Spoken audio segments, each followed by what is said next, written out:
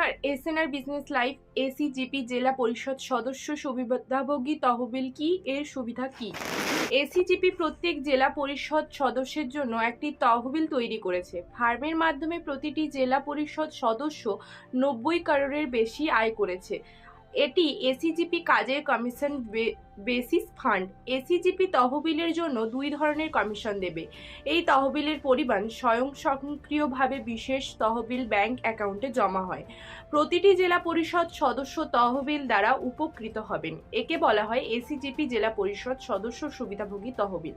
তহবিল থেকে আয় হবে ফার্মের কমিশন থেকে। এই কমিশন দুটি ভাগে বিভক্ত। পার্ট 1 হবে এসিজিপি সদস্যদের কমিশন আইডি এবং পার্ট 2 হবে ফার্ম থেকে এসিজিপি উপার্জনের পরিমাণের কমিশন।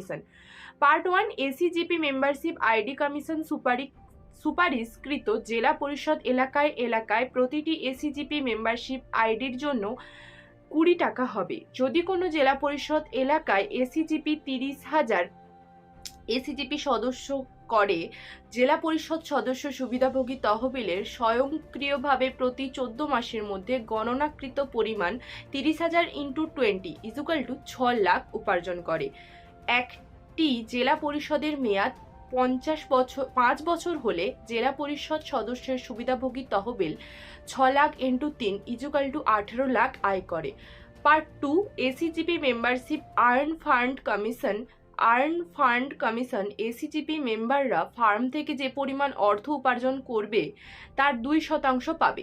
যদি কোনো এসিজিপি 14 মাসের মধ্যে 15 লাখ উপার্জন করে এবং টাকা তাদের নির্দিষ্ট ব্যাংক অ্যাকাউন্টে জমা করা হয়, প্রতিটি এসিজিপি সদস্যের কাছ থেকে 2% = 30,000 এর মধ্যে 15 লাখ হিসেবে গণনা করা হবে। এইভাবে একটি নির্দিষ্ট গ্রাম পঞ্চায়েত এলাকার সমস্ত 30,000 সদস্য 14 মাস পর 30,000 × 30,000 = 90 করোড় হবে। এইভাবে যদি একটি জেলা পরিষদের মেয়াদ 5 বছর হয়, তাহলে শর্তাবলীর মধ্যে গণনাকৃত পরিমাণ হবে 270 করোড়।